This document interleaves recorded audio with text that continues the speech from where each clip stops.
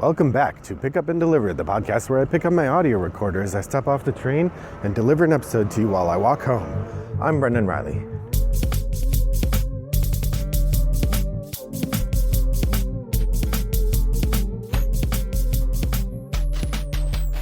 Well, long time no see, friends. It is November 1st, and I literally can't remember the last time I put out one of these episodes. Mid-October. 2 weeks, unexpected break. I could lay out all of the reasons that, I'm going to. There's a couple reasons I haven't been posting. The first is that dang Windows broke my computer. My desktop, which is the primary place I do most of my computer work, has 2 hard drives, one of which is very full and the other which has plenty of room. And Windows decided to update, and I believe it didn't have room on the main hard drive to download and install the update. So it downloaded half of it or installed half of it and then broke. So it won't start. And I also can't do the restore until I clear some stuff off the hard drive, but I can't get it to start in any mode, safe mode or otherwise, except for command line. And I just haven't taken the time to dive in and manually delete files enough that I can get room to do the restore. So, it's really frustrating. I do have a laptop, so I'm able to do my work, but none of the stuff that I used for normally editing and posting these episodes is on the laptop. So this episode today is going to be posted from the laptop, but if it sounds a little more rough and ready than usual, that's why. So that's problem number 1. Number 2 is we've been doing a Kickstarter, so that's been taking up a fair amount of time and energy. Number 3, it's been an incredibly busy month at work with a significant level of extra attention paid to classes that I'm visiting. And number 4, I got sick. So all of those things together mean that the ability to make and produce podcasts has just been on the back burner a little bit. But I'm back now. It's November 1st. I grabbed my recorder this morning and I'm talking to you as I'm walking home from the train. So huzzah, I'm back, baby. It also means I do have to be pretty aggressive if I want to finish. I think I need to have 21 more episodes before the season ends, which is about 10 a month. That's the sort of standard for me, except December I usually quit mid-December. So we'll see if I make the usual number or if I go into January like I did last year. Oh well. Nonetheless, glad to be talking to you. It's November 1st, which means it's time for Top of the Stack. For any new to the podcast listeners, Top of the Stack is a monthly series in which I talk about the games that I played in the previous month. The idea of Top of the Stack comes from the podcast of Nonsensical Gamers, who originated this idea as a way to prioritize the playing of new games. And I use it. I pick 4 games each month that I'd like to try to play, and if I play 3 of them in that time, I consider it a successful month. So let's just start off right there. I picked 4 games last month. I picked Messina 1347. I picked Romeo, Where Art Thou? I picked Smitten, and I picked the classic jet fighter game, Screaming Eagles. I played none of those this month. Oh boy. Now, it's not like I didn't play any games this month. I did play quite a few. I had a good time this month, but my gameplay count was lower than usual for many of the reasons I mentioned up before. And I also just did not get any of these new games to the table. So from that perspective, it was a bit of a bust. But I had a good time nonetheless. So let's talk about what kind of a good time I did have.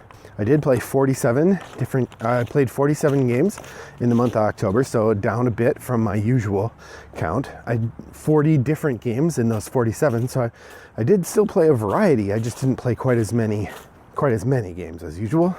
That puts my total game plays for the year up to 701, with 277 different games represented among those 701 plays. My shelf of opportunity went from 57 to 59 games.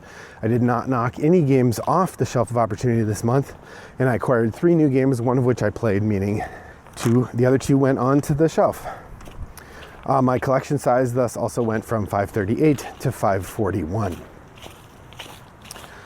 So, apologies, lots of background noise today because it is leaf dropping season here in suburban Illinois, meaning that all the trees have dropped their leaves and all the leaves are on the sidewalk and my feet are crunching through them. There we are.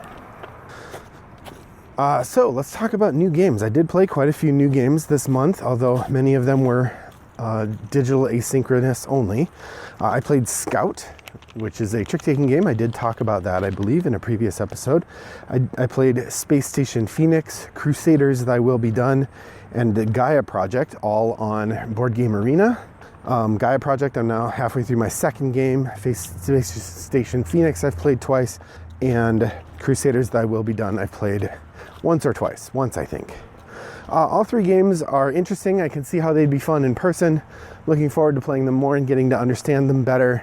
I feel like Space Station Phoenix, it's going to take me several plays to get decent at, or I need to do a very careful read of the rules as though I'm learning it for tabletop and then play it, because there's just a lot going on there and a lot to keep track of. So that part is proving tricky. Gaia Project is a similar boat. I mean, I have a leg up because I've played Terra Mystica quite a bit and it's very similar to that, but there are a few places where some of the analogs are missing in my head, particularly the Gaia planets themselves. That part, I read the rules, I kind of understand it. In my first play, I did do one, but I confess I've lost the thread on that. I have 4 more new games I played. I got to try The Reckoners, based on the Brandon Sanderson novels. It's sort of like The Boys, I guess, in that there are evil superheroes and you're a group of people trying to call them to account. I played Don't Go In There, the new game from R2I Games, which is cute and kind of in line with their usual stuff. I played Echoes, which is a new audio-based game from Ravensburger, the same people who make the Exit games. And finally, I played Psychic Pizza Deliverers Go to the Ghost Town. The Reckoners, the pizza game, and Don't Go In There will all be in a Shooting from the Hip episode coming soon. As somebody trying to record an outdoor walking around podcast, leaf blowers are proving to be the bane of my walk home. No matter which block I turn down, no matter which direction I go, there's somebody with a leaf blower causing noise pollution that's bugging my podcast. Anyhow, I did not get to try any expansions this month, but I would say this has been a really healthy month in terms of digging out old favorites. I've already mentioned, I think, that I played a Study in Emerald first edition a while back. I also got to revisit Mission Red Planet, Strike, Dixit Journey, Anomia, Santa Monica, and Forbidden Island. The longest stretch for me was Dixit Journey. It had been 6 years and change since I played that, followed shortly by Mission Red Planet, 5 years, 9 months, and Anomia, 5 years, 5 months. Of those, Anomia stands out. Man, that's a good game. If you get a chance to play Anomia, you really should. I have the small set. They have a small set that you can buy that's just 2 decks. You get the blue cards and the red cards. But if you think it sounds good to you, I would say get the party pack, which has, I think, 6 different decks, which really gives you a lot of flexibility and you don't end up playing the same categories more than once.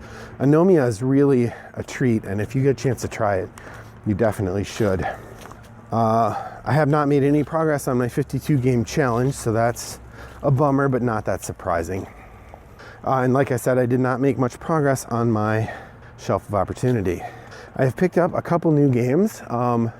One of them is Smitten, which was actually one of the 3 games I was going to play this month because I knew it was coming, so I put it on there even though I hadn't gotten it yet. And one of them is Broom Service, which is a game I did actually get to play. I got to return to. That was in my list of games I had returned to. I was playing my own copy of it now, but it's fun to have played it. So now it's in the collection. I got that on discount at Half Price Books. Turned out to be a good buy because that's a fun game, easily accessible. It's got some great player interaction where you're trying to figure out what the other players are going to do. Actually, the hardest part of the game is, if you haven't played it, you are delivering potions. You're flying around. You're a witch delivering potions, and each round you're picking 4 action cards that you're going to take, and you can either take the cowardly version of the card, which is a pretty minor action, or you can take the brave one, which is usually 2 or 3 times as good as the cowardly. But the thing is, if you take the brave action and then someone else after you in turn order also takes the brave action, then you don't get to do it. So there's a real gamble if you're early in the turn order for taking the brave action. The only safe spot is if you're the last person in turn order. But there are 10 different action cards and you only pick 4 in any given round, so there's always the chance that the other people just don't even have the card that you're claiming. So that's where the push your luck comes in. Yeah, Broom Service, if you get a chance to play, it's a delightful game, well worth trying out, from Alexander Pfister, same designer as Isle of Skye, and Oh My Goods, and Boone Lake. Now I would say of those minor games, or the sort of lighter games, like Oh My Goods and Isle of Skye, I would put Broom Service probably third of those. I like both of those better than Broom Service, but Broom Service is pretty good. And while I probably wouldn't have paid full retail for it, 20 bucks was a decent price, I thought. The one other game that I did get, I found at Goodwill, and this was the Reiner Knizia game Beowulf. It was published by Fantasy Flight. I don't know a lot about it, except that it's a Reiner Knizia game published by Fantasy Flight. It comes in the big sort of Ticket to Ride sized square box. It's got dour looking Vikings on the cover, looking like they want to go fight in a war of some sort. I really don't know much about it. I thought for $3, Reiner Knizia Fantasy Flight production, it's worth a gamble. And it looked like all the pieces were there. I did not count every single piece, but it seemed like a worthwhile gamble. So that brings me to my choices for next month. I've decided to keep 3 of my 4 choices from this month. Because I just did so little this month in terms of new games, I've decided to keep 3 of the 4 choices. I decided to keep keep Messina 1347, decided to keep Romeo Where Art Thou, and I decided to keep Smitten. So there are 3 games that I just wanted to hold on to, keep in rotation, try again.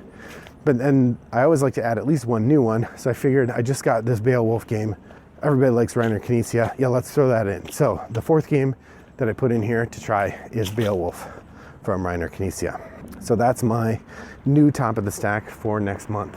Other than that, I don't have a lot more to share about games from October. Like I said, it was a very busy month, so I didn't get a lot of chance to play different games, although I did get to play a lot of older games. I mentioned playing Dixit. I introduced that to my college game club.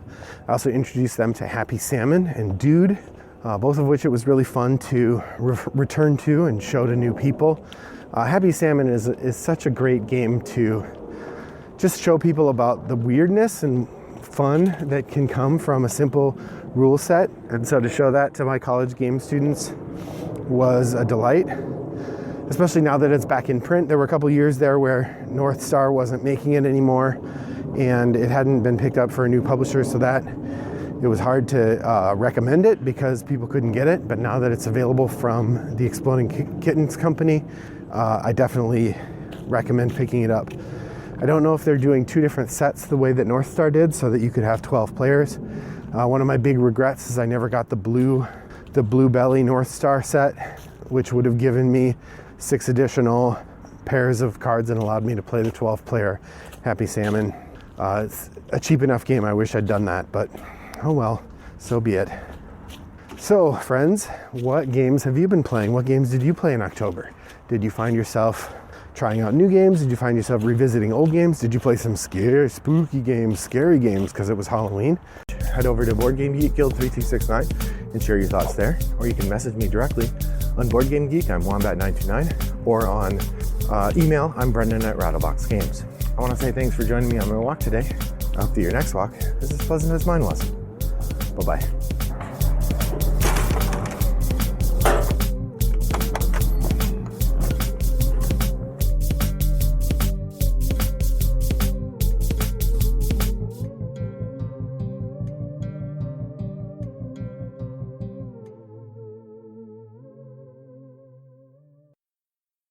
Brought to you by Rattlebox Games.